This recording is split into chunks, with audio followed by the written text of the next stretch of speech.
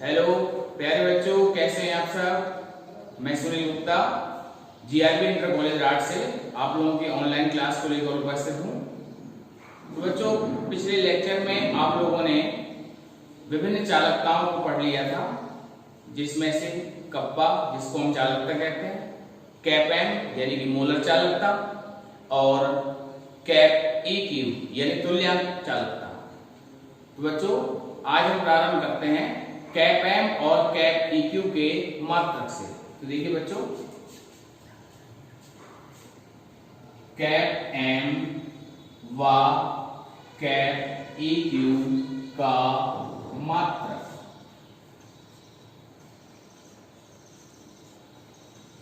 तो आप लोग जानते हैं फॉर्मूला, कैप एम बराबर होता है कप्पा इंटू 1000 बटे एम।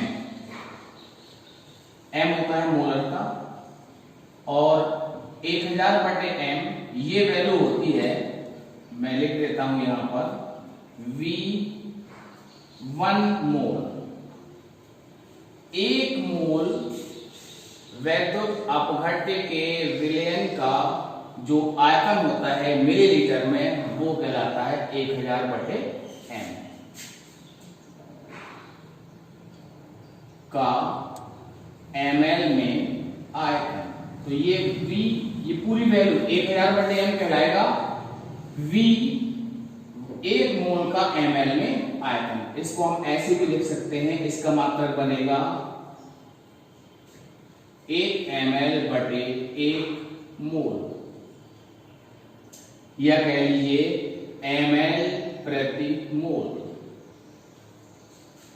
और आप लोग जानते हैं कि 1 ml बराबर होता है 1 cc सेंटीमीटर क्यूब, यानी कि 1 cm क्यूब। तो इस पूरे का मात्रक बनेगा हमारा cm क्यूब बटे मोल। ठीक है बच्चों, इतनी बात समझ में आ रही है। और कप्पा का मात्रक आप लोग जानते हैं, कप्पा का मात्रक होता है SCM इनवर्स। तो कैप एम का मात्रक होगा, इन वैल्यूज को हम रख देंगे यहां पर SCM इनवर्स इनटू ये वाली मान रख देते हैं, तो CM स्क्वायर प्रति मोल। तो CM पावर -1 है, यहाँ 3 है, तो कम होकर 2 आ जाएगा। SCM स्क्वायर मोल इनवर्स, ये कैप एम का मात्रक होगा। इसको आप लोगों को अच्छी तरह से याद रखना है, क्योंकि ये एग्जाम में लिखने को आ सकता है। ठीक है बच्चों, तो इसको इंपॉर्टेंट करेंगे। और इसी प्रकार से मात्रक होगा कैप ई क्यू का, उसमें क्या होगा, हम मोल के स्थान पर तुल्यांक लिख देंगे। तो ये कहलाएगा कैप ई क्यू का मात्रक SCM स्क्वायर तुल्यांक इनवर्स।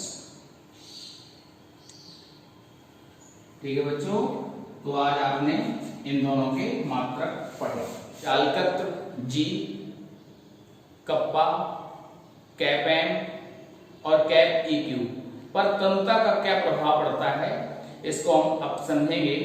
और इसके अलावा आप लोगों ने पढ़ा हुआ था 11th में वियोजन की मात्रा। तो वियोजन की मात्रा भी किस प्रकार प्रभावित होगी पानी मिलाए जाने पर, यानी तनुता बढ़ाने पर, इन सब चीजों का हम अध्ययन करेंगे। देखिए बच्चों, अब हम आगे पढ़ते हैं जी। जी क्या कहलाता है, चालकत्व कॉमा एल्फा। एल्फा को हम क्या कहते हैं, वियोजन की मात्रा। वियोजन की मात्रा kappa, cap M, cap E Q पर तनुता। अब तनुता क्या है, पानी मिलाना। पानी मिलाने को हम तनुता कहते हैं। ऑब्लिक सांद्रता का प्रभाव। बच्चों आपको एक चीज अच्छी तरह से ध्यान रखनी है, और वो क्या है कि यदि हम तनुता बढ़ाएंगे, तनुता का मतलब होता है डाइल्यूशन, डाइल्यूशन, जब इसको बढ़ाएंगे तनुता को तो हमारी सांद्रता घट जाएगी, सांद्रता घट जाएगी। ये बेहद महत्वपूर्ण बात है जो इस पूरे टॉपिक के अंतर्गत हमको ध्यान रखनी है, और इस बात को हमको अप्लाई भी करना है। तनुता को हम ऐसे याद रखेंगे, जितनी आयतन में 1 मोल वैद्युत अपघट्य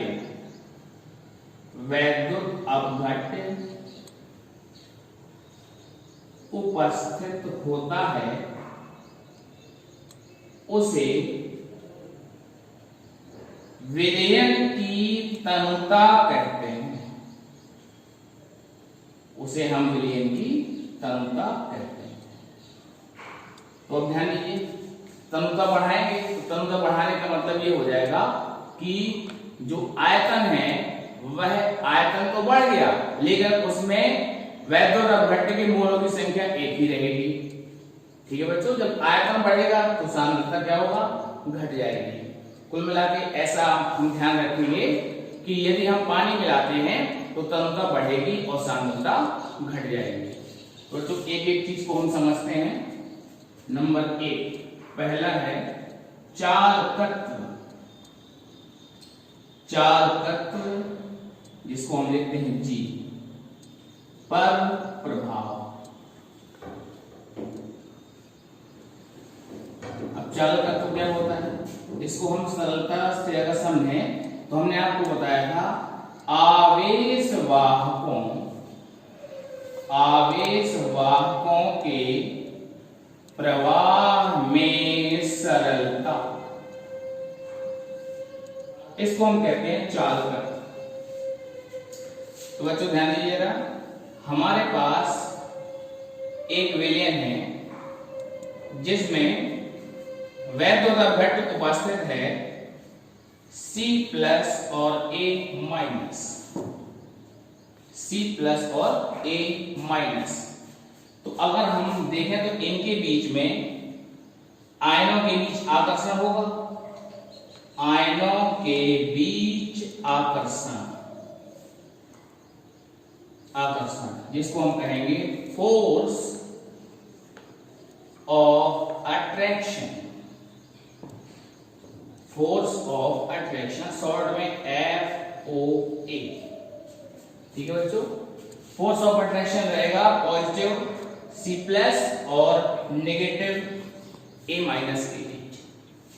अब ये वैद्युत अपघट्य में आयन उपस्थित रहते हैं, तो इस वजह से C+ और A- दोनों एक दूसरे के आकर्षण में रहेंगे। लेकिन यदि हम पानी मिला देते हैं, ध्यान दीजिएगा, यदि हमने H2O मिला दिया इसमें, तो अब आयतन बढ़ेगा, और जब आयतन बढ़ेगा तो ये C+ और A- के बीच की दूरी बढ़ जाएगी, C+ A-, अब ये हो जाएंगे दूर, यहां लिख देता हूं मैं दूर। किसकी वजह से, पानी मिलाने की वजह से। तो जब C+ और A- दूर हो जाएंगे तो इनके बीच लगने वाला आकर्षण कम हो जाएगा और ये अधिक गति करेंगे, जिससे चालकत्व बढ़ जाएगा। तो इसको हम लिख लेते हैं, इस बात को, पानी मिलाने पर तनुता बढ़ेगी। तो बढ़ने के लिए हमने ऊपर क्यों तीर लगाया, तनुता में वृद्धि, सांद्रता में कमी, आयनों कौन कौन से होंगे यहां, C+ और A- के बीच की दूरी अधिक होगी, अतः FOA फोर्स ऑफ अट्रैक्शन, ये कम हो जाएगा, नीचे की ओर तीर लगा दिया। अतः आयनों की गतिशीलता, और गतिशीलता को हम कहते हैं मोबाइलिटी, MOBILITY, मोबाइलिटी, इसमें वृद्धि होगी। परिणाम स्वरूप क्या होगा, चालकत्व G बढ़ जाएगा, इंक्रीज हो जाएगा। ठीक है बच्चों, तो आपने समझा कि यदि हम पानी मिलाते हैं तो जो आयन है उनके बीच की दूरी बढ़ जाएगी, आयनों के बीच लगने वाला आकर्षण घट जाएगा, जिससे आयन अधिक गतिशील हो जाएंगे, परिणाम स्वरूप चालकत्व G का मान बढ़ जाएगा। एक और बात इसमें लागू रहती है, तो ऐसा करते हैं हम इस पानी मिलाने वाले प्रभाव को A पार्ट में लिख लेते हैं, और इसका जो दूसरा भाग होगा B पार्ट, वो होगा वैद्युत अपघट्य मिलाने का प्रभाव। तो इस बात को हमेशा ध्यान रखें, वैद्युत अपघट्य कौन सा था यहाँ पर, C+ और A नेगेटिव से बना हुआ विलयन। यदि हम उसको मिलाएंगे तो अधिक संख्या में आयन हमको मिलेंगे, और जब आयन अधिक संख्या में मिलेंगे, आवेश वाहक बढ़ जाएंगे, तो चालकत्व G का मान भी बढ़ जाएगा। तो इसको हम लिख लेते हैं, मिलाने पर आयनों की संख्या, अब आयन कौन कौन से होंगे इसमें, C+ और A नेगेटिव दोनों ही बढ़ेंगे, संख्या में वृद्धि, अतः चालकत्व G में वृद्धि। ठीक है बच्चों, केवल इतनी सी बात आपको ध्यान रखना है कि जब हम वैद्युत अपघट्य मिलाएंगे तो आयनों की संख्या में वृद्धि हो जाएगी, और आयनों की संख्या में वृद्धि हो जाने की वजह से चालकत्व का मान बढ़ जाएगा। अब बच्चों इसके बाद अगला दूसरा देखते हैं हम एल्फा, और एल्फा को हम कहते हैं वियोजन की मात्रा, या आयनन की मात्रा, तो वियोजन ऑब्लिक करके लिख देता हूं मैं, आयनन की मात्रा, जिसको हम अंग्रेजी में कहते हैं degree, DEGR, degree of dissociation, DISSOCIATION, dissociation oblique करके आयोनाइजेशन, IONISATION। तो अगर इसको हम शॉर्ट में लिखें तो क्या कह सकते हैं, इसको हम DOD, डिग्री ऑफ डिसोसिएशन, या इसी को हम कह सकते हैं DOI, यानी डिग्री ऑफ आयोनाइजेशन। ठीक है बच्चों, तो अब हम जब एल्फा के बारे में बात करेंगे तो हमें दो केस ध्यान रखने होंगे, एक तो प्रबल वैद्युत अपघट्य और दूसरा दुर्बल वैद्युत अपघट्य। तो ध्यान दीजिए जरा, नंबर 1 प्रबल वैद्युत अपघट्य, और इस श्रेणी के अंतर्गत आते हैं हमारे NaCl, HCl आदि। ये सब प्रबल वैद्युत अपघट्य हैं, जिनको हम अंग्रेजी में कहते हैं स्ट्रॉन्ग इलेक्ट्रोलाइट। इनके बारे में आपको पता होगा कि ये पूर्णतः आयनित हो जाते हैं, इसीलिए तो इनको प्रबल कहा जाता है। तो इनके लिए एल्फा का मान लगभग 1 के बराबर होता है, या परसेंटेज में कहेंगे तो ये होगा 100%। इसका मतलब क्या हुआ कि हम जितना NaCl लेंगे वो पूरा का पूरा आयनित हो जाएगा। इसको हम ऐसे समझ सकते हैं कि NaCl प्लस AQ जल में घोलेंगे तो हमको Na+ और Cl नेगेटिव मिलेगा। कहने का मतलब ये हुआ कि अगर हम NaCl के 100 मोल लेते हैं तो ये पूर्णतः आयनित होकर 100 प्लस देगा और 100 ही Cl नेगेटिव देगा। इस आधार पर इसकी डिग्री ऑफ डिसोसिएशन की वैल्यू अल्फा जो कि 1 हो जाएगी और परसेंटेज में वो 100 हो जाएगी। इसका फॉर्मूला भी लिख देता हूं मैं। अल्फा बराबर होता है आयनों में वियोजित अणुओं की संख्या बटे अणुओं की कुल संख्या। कुल संख्या का मतलब ये होगा कि आयनन से पूर्व अणुओं की संख्या। इसको ऐसे भी लिख सकते हैं ऑब्लिक करके, आयनन से पूर्व अणुओं की संख्या। तो आप देख पा रहे हैं यहाँ पर 100 मोल हमने लिए थे और 100 के 100 पूरे आयनन हो गए। इसका मतलब है आयनों में वियोजित अणुओं की संख्या भी 100 और प्रारंभ में अणुओं की संख्या भी 100। तो वैल्यू बन जाएगी। परसेंटेज निकालने के लिए 100 का गुणा करते हैं तो वो हमको 100% के रूप में भी प्राप्त हो जाएगा। तो बच्चों आपने ये देखा कि प्रबल वैद्युत अपघट पूर्णतः आयनित हो जाते हैं, इसलिए तनुता का मतलब पानी मिलाए जाने पर ये अल्फा की वैल्यू में कोई परिवर्तन नहीं होगा। तो इसको हम लिख देते हैं यहां पर, अतः तनुता में वृद्धि का अल्फा पर कोई प्रभाव नहीं। प्रबल वैद्युत अपघट्यों की तनुता यदि हम बढ़ाएंगे तो अल्फा यानी वियोजन की मात्रा बिल्कुल भी परिवर्तित नहीं होगी। पहले जितने आयन आयनित हो चुके हैं पानी मिलाने पर भी उतने ही आयन रहेंगे, उनमें किसी भी प्रकार से कोई वृद्धि नहीं होगी। ठीक है बच्चों, तो अब आप इसका स्क्रीनशॉट ले लीजिए। तो यहां दूसरा पॉइंट बनाते हैं, दुर्बल वैद्युत अपघट्य। और दुर्बल वैद्युत अपघट्य को हम कहते हैं वीक इलेक्ट्रोलाइट। Weak electrolyte.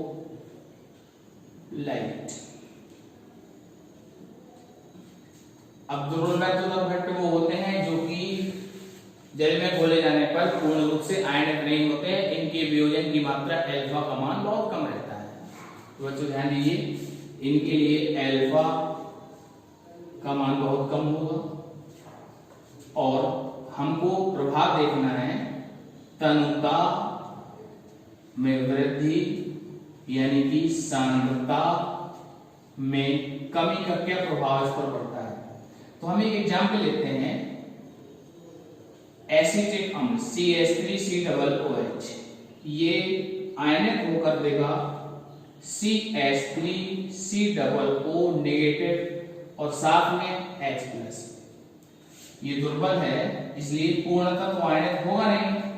इसके हम जितने भी मोल लेंगे उसमें केवल अल्फा, एक भाग अल्फा टूटकर आयनों में परिवर्तित होगा। इस बात को हम इसमें अप्लाई करेंगे तो हमको पता चलेगा प्रारंभ में सांद्रता मान लेते हैं C, प्रोडक्ट रहेगा 0,0। इस बात को आप लोग पढ़ चुके हैं 11वीं क्लास में। शुरुआत में हमारे पास केवल अभिकारक होता है, प्रोडक्ट तो कुछ समय बाद बनता है, साम्य अवस्था पर बनता है आयन की क्रिया में। तो हम कहेंगे यहां साम्यावस्था पर। साम्यावस्था वह अवस्था होती है जिस पर अग्र और पश्च दोनों अभिक्रियाओं के वेग बराबर होते हैं। तो यहां पर देखें वियोजन की मात्रा इसकी अल्फा मान लेते हैं, तो यहां क्या होगा C कुल सांद्रता है यानी कुल मोल है, इसको हम लिख लेते हैं मोलर सांद्रता। ठीक है, तो C में से C अल्फा का वियोजन होगा तो यहां पर बनेंगे कितने C अल्फा और यहां पर भी C अल्फा। यहां हम कॉमन ले लेते हैं C, तो हमको मिलेगा 1 - अल्फा। अब अगर हम साम्य स्थानांक निकालें तो K बराबर मिलेगा हमको यहाँ C alpha into C alpha बटे, यहाँ बटे में आएगा C और कोष्टक में 1 माइनस अल्फा, एक C से ये C कैंसिल हो जाएगा, तो हमको मिलेगा C अल्फा स्क्वायर बटे 1 माइनस अल्फा। अब आप जानते हैं कि दुर्बल वैद्युत अपघट्यों का आयन बहुत कम होता है, तो alpha is very very less than 1, अतः हम क्या करेंगे 1 माइनस अल्फा, इसको हम लगभग 1 के बराबर मान लेंगे, तो ये वैल्यू 1 हो जाएगी, तो हमको मिलेगा K बराबर C अल्फा स्क्वायर, तो यहां से अल्फा स्क्वायर बराबर हो जाएगा K अपॉन C, या हम लिखें अल्फा बराबर under root K upon C। यहां से हम देख पा रहे हैं इन दोनों में क्या संबंध मिलेगा, अल्फा समानुपाती 1 बटे अंडर रूट C। इसको हम ओस्टवाल्ड का नियम भी कहते हैं, ओस्टवाल्ड का तंत्र नियम 11th में पढ़ चुके हैं आप लोग इसको। तो देखिए अब हम जानते हैं कि तनुता बढ़ाने पर सांद्रता कम हो जाती है, तो जब C की वैल्यू कम होगी तो अल्फा की वैल्यू अधिक हो जाएगी, अतः लिख देते हैं नीचे सांद्रता C के कम होने पर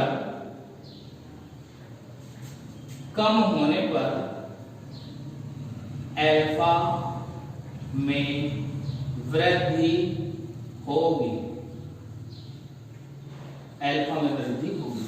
और ये बेहद महत्वपूर्ण जानकारी है जिसको हमको याद रखना है।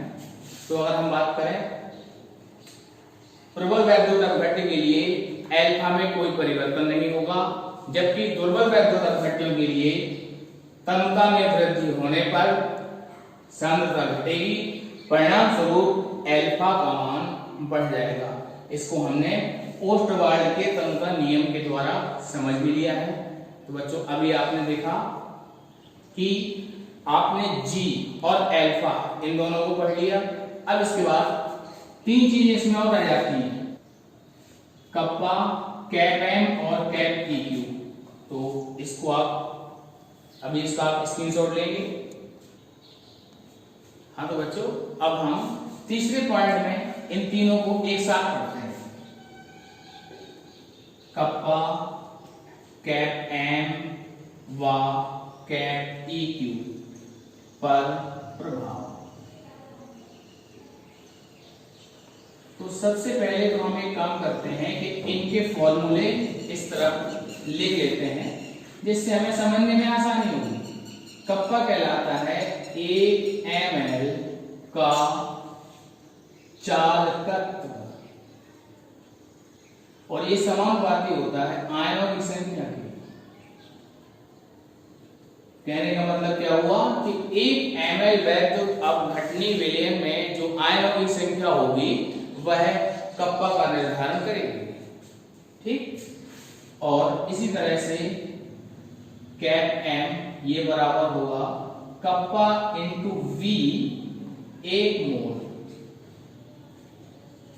मोल वैद्युत अपघटनी विलयन का जो आयतन होगा, और ये आप लोग जानते हैं बराबर होता है किसके, कप्पा इंटू 1000 बटे मोलरता के। इसी तरह से कैप EQ हो जाएगा कप्पा इंटू V 1 ग्राम तुल्यांक, और ये बराबर होता है कप्पा इंटू 1000 बटे n नॉर्मल सर्किट, ठीक है बच्चों। कप्पा 1 ml विलयन का चालकत्व होता है और जो कि आयनों की संख्या पर निर्भर करता है। तो इसके लिए हम छोटा सा प्रयोग करते हैं, आपको बेहतर समझ में आएगा। हमने क्या किया, एक विलयन बनाया 1 ml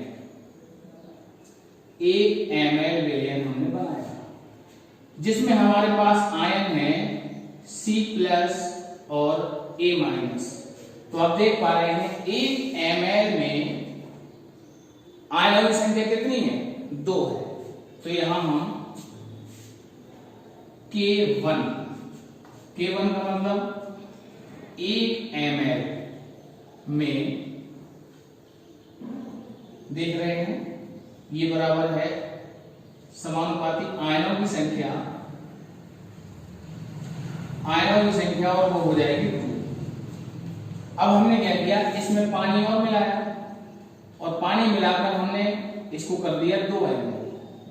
टोटल कितना कर लिया 2 ml। ठीक, तो हम यहां देखेंगे K2 ये भी 1 ml में ही देखा जाता है। तो आयनों की संख्या अगर हम देखें तो क्या होगा, कुल आयन तो 2 है लेकिन अब आयतन हो गया 2 ml, तो समानुपाती आएगा 1। मतलब क्या हुआ कि यदि हमने तनुता बढ़ाई है, तनुता बढ़ाने पर क्या हुआ, प्रति एकांक आयतन में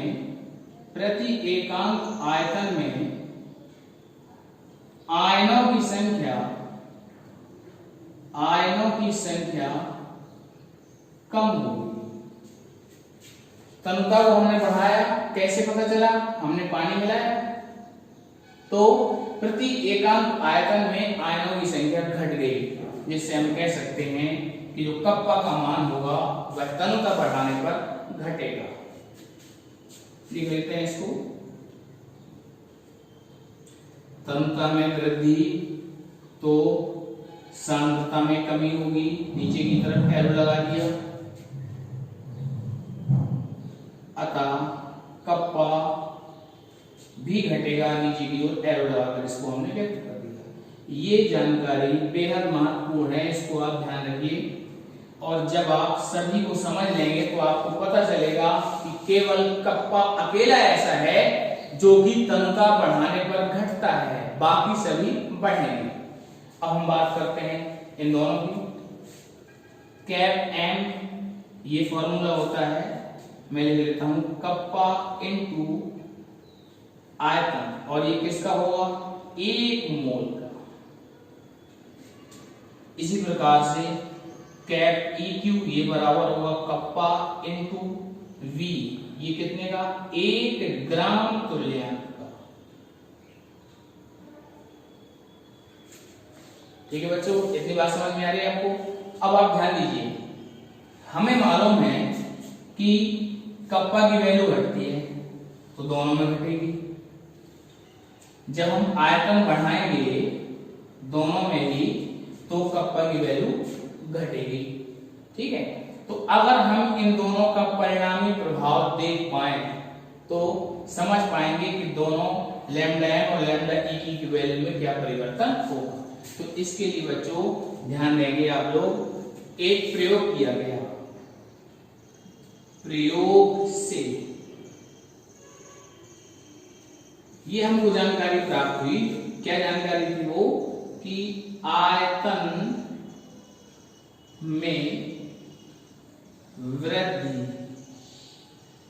अधिक होने पर कप्पा में कमी बहुत कम होती है। इस बात को आप ध्यान रखेंगे। मतलब क्या हुआ कि जैसे हमने आयतन यहां 10 ml बढ़ाया तो दोनों में 10 ml बढ़ेगा। आयतन हमने 10 ml बढ़ाया तो कप्पा की वैल्यू में परिवर्तन हुआ, केवल कमी हुई 2 की। तो फिर हम देख पा रहे हैं इस बात को कि ये 2 कम हुआ और ये 10 बढ़ गया, तो परिणामी क्या होगा, कैप एम की वैल्यू बढ़ जाएगी। और यही बात यहाँ पर लागू हो जाएगी। तो अब ध्यान दीजिए आप, इस जानकारी से हम ये कह सकते हैं अतः V प्रभावशाली होता है।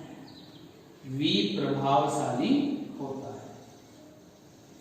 कहने का आशय क्या हुआ, भले ही आयतन बढ़ाने पर कप्पा की वैल्यू कम होगी, लेकिन वो आयतन में वृद्धि की सापेक्ष बहुत कम रहेगी, जिस कारण जब हम कैलकुलेशन करेंगे कैप एम और कैप EQ की तो यहाँ पर कप्पा नेग्लिजिबल होगा, किसकी अपेक्षा, V की तुलना में। तो अब आप समझ पा रहे होंगे, तनुता बढ़ाएंगे तो V बढ़ेगा, जिसकी वजह से कैप एम और कैप ई क्यू दोनों बढ़ जाएंगे। तो इस बात को लिख लेते हैं, V प्रभावशाली होता है, समझ लिया आपने।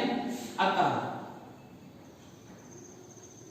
तन्यता में वृद्धि तो सांद्रता में कमी होगी, नीचे की ओर एरो लगा लिया हमने, और